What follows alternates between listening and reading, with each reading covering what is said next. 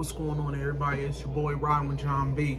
And today I want to give you an update on where I am in the process and what this wonderful hotel behind me has to do with it. What's going on, everybody? Thank you for staying tuned to my video. So, as I said in the introduction, today I'm going to talk about this wonderful room behind me and where I am in the selection process. I want to apologize because I haven't really been consistent with my videos. The last 3 weeks have been a combination of getting some stuff done, taking care of some things. So now that all that's done, we come to Orientation Eve, as you want to call it, where I'm in this wonderful hotel. Now, for security purposes, and to protect other people in the program, I'm not going to reveal the name of the hotel. But I would be more than happy to give you I'll give you a look around the room so you can see what it looks like.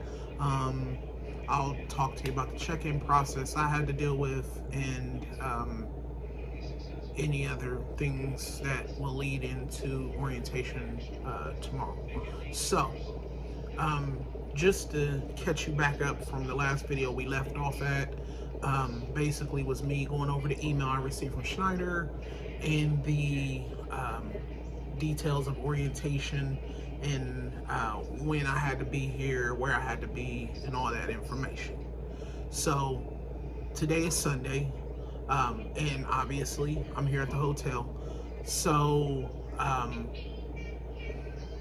basically, prior to today, on Friday, my recruiter sent me a sent me an email and an automatic text message that listed the information for the hotel.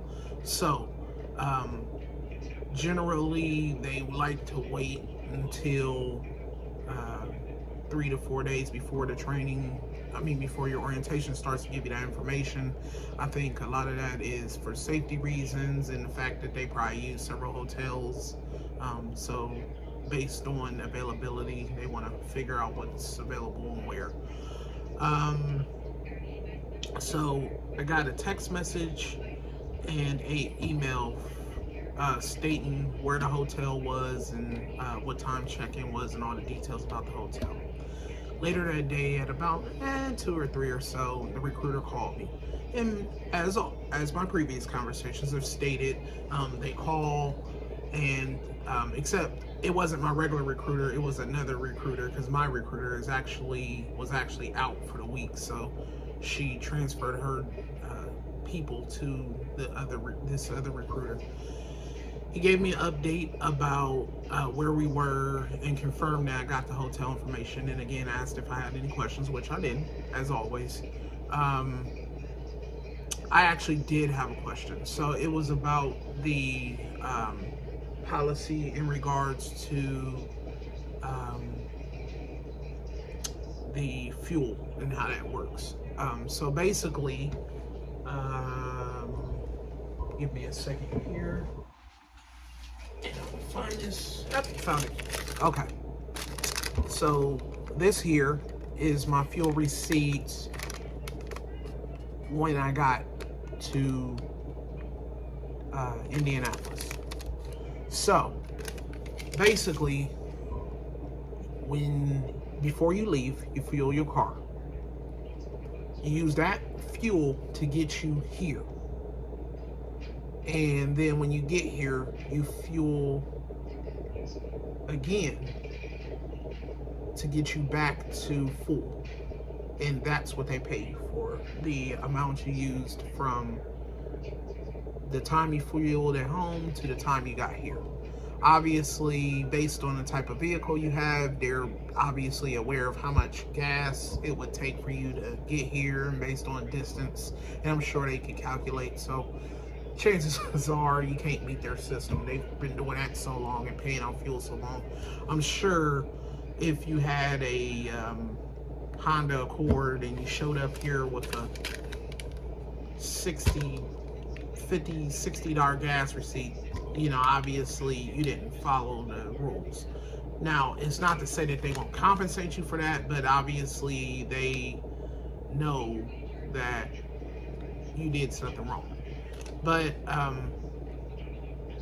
he did say fuel before coming and get that receipt, and then get this receipt after I fueled when I got here and hold them, and then I guess that's how they verify the 2 ends, which is what I did. I did that. Also, in the email that was sent to me Friday, was information about the account I chose. Again, I think I'll get more into that later as we go, because I really don't want to talk about the account until I know I've passed my test, because for me it would be like jinxing things. But just know I found a dedicated account and it's one that I think I will like based on the information available. I will say though, it's a Northeast regional account, so it'll keep me on the east end of the US. So, that's your Pennsylvania, the Carolinas, Florida, everything from south to northeast.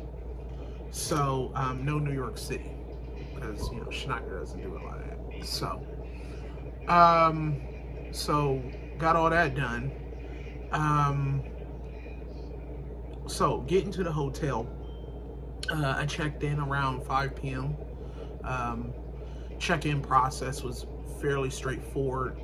You come in, you give them your ID and tell them I'm checking in. I didn't say nothing about Schneider. I didn't mention Schneider's name.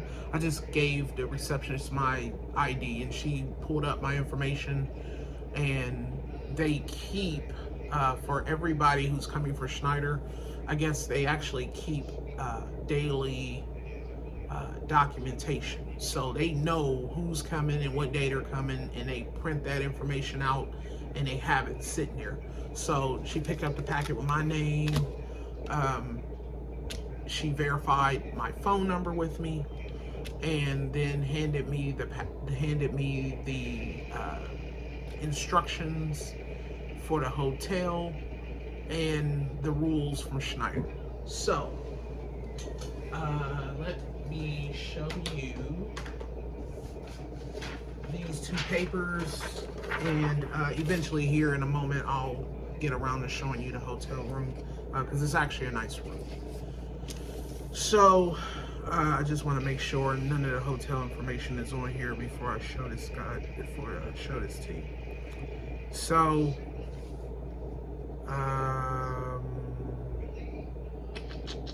it's not, so we're good. Okay. So, when you check in, you're going to get 2 documents, which I'm going to show you in a moment, and you're going to get your room key.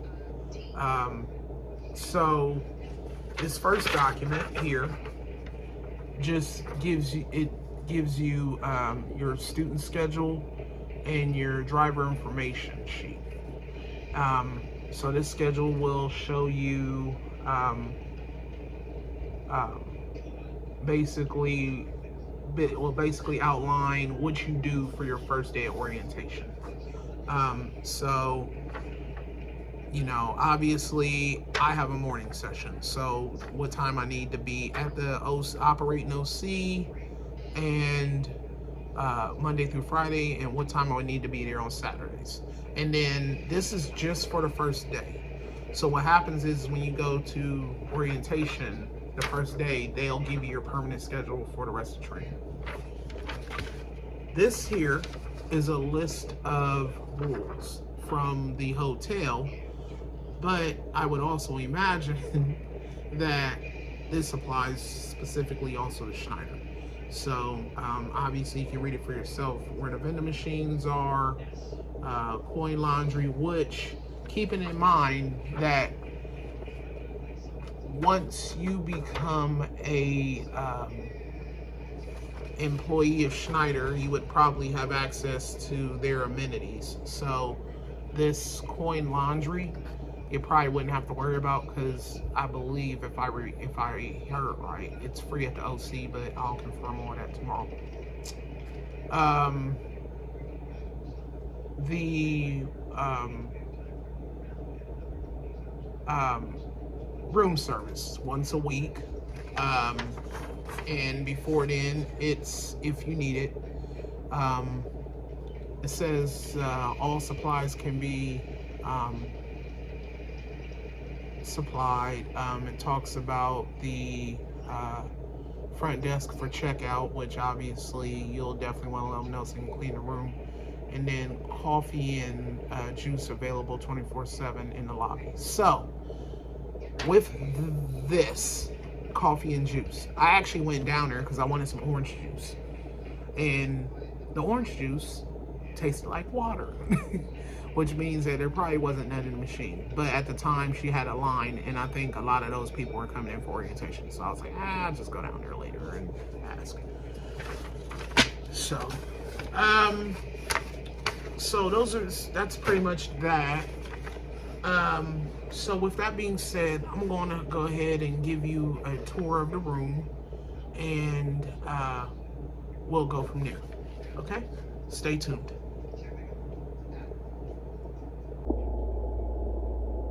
All right. So I want to welcome you to my room.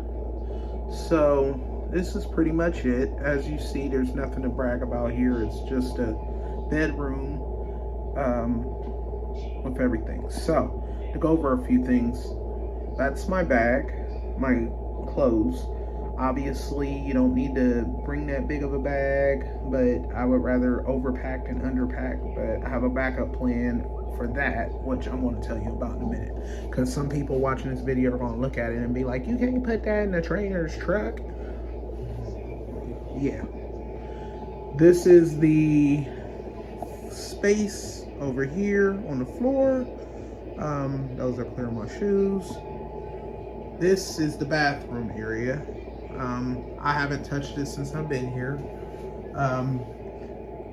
You have your towels, you have your sink, all your necessities, and then under there you have your cups and your ice bucket, and then your blow dryer, which is currently unplugged. And that's pretty much it is to this bathroom. So as we come back out the bathroom and we go over to the room, which again, there's really nothing here to talk about. That's the TV, the dresser. The dresser. You have a microwave here, a Frigidaire here. So if we open this up, I haven't put nothing in it, but to give you an idea, I kind of tried to turn the temperature up so at least it's cold. And if you put your hand in front of it, you can actually feel that this thing is freezing. I like to freeze a lot of my food. There's nothing in the drawers here. Actually, my thermals, I just put those in there. It's pretty cold, so I want to make sure I can put those on when we're outside. So this is the bed. So I just want to give all my viewers a tip. When you come to a hotel room, I don't care, check the bed. If you notice, this bed has been pulled apart and flipped and checked. I check bed bugs. You check for unclean sheets. Check for everything. Also, I recommend that when you get your hotel information, do a review at a hotel. Be informed as a guest.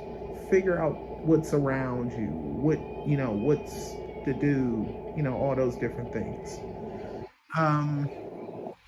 Obviously, there's a dresser here, or a nightstand rather. My stuff there. Drawer here, clean. Obviously, my fluorescent coat, I bought that, and I plan on wearing that while we're at the OC tomorrow, because I know Schneider's, one thing I read about Schneider is they're big on safety. And one thing I believe is if you're wearing that fluorescent coat, it's a safety thing. Nobody and everybody can see you. So, starting off right. Obviously, that's the bed. These are all my groceries. So keep this in mind too. When you come, they pay for. I mean, the hotel gives you breakfast, a to-go breakfast. Which tomorrow morning when I go down there, I'll try to get a couple pictures of that. They pay for the OC pays for your lunch, and you're on the hook for dinner. What I recommend you do is utilize that microwave and that Frigidaire. And if you're smart, you can either get a hot plate or B, an air fryer. I was going to go get an air fryer, but when I got here and got settled, things were kind of closed, so I didn't get a chance. But if you have an air fryer at home, bring it with you. This way, you don't spend money on DoorDash, Uber Eats, or eating out, because I'm quite sure you're going to want to save up money to do those things. But if you're eating out every night, yeah, there's no benefit to you. So grab you some things. So like, for example, here, let me show y'all what I got real quick. So clearly you can see in this bag there's popcorn, because that's what it is. I bought waters. People, remember, day one, you can definitely get a piss test. I want to be ready. I have lunch meat from the deli, which they didn't have roast beef, so I just went with the turkey. So that's that. In this bag, I have bread. Another important thing is when you get your bread, check it for holes or anything, because, rodents and whatever, I still don't trust stores. So I got salad for the lunch meat, Sunkist singles, 0 sugar, for the water. What is this? Morning Star. These are veggie chicken patties. You can heat them up in the microwave, put them with the bread, and put them with the Miracle Whip that's in one of these bags. Chicken fried rice. I'm a Chinese guy, but obviously, bags of chips that go with the food, and obviously the Miracle Whip and the what the heck? Energency.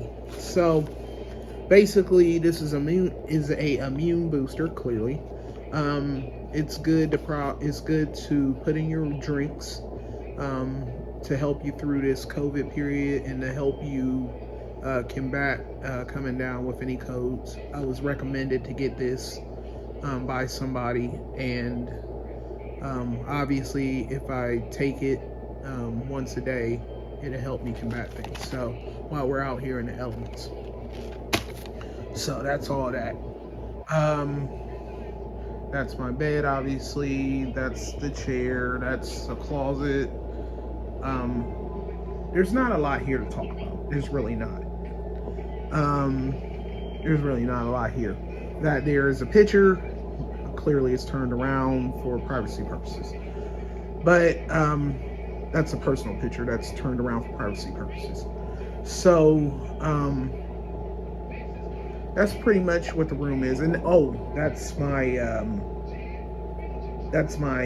backpack. So your tablets or your tablets, computers, and all that, you can put in that bag there. And then my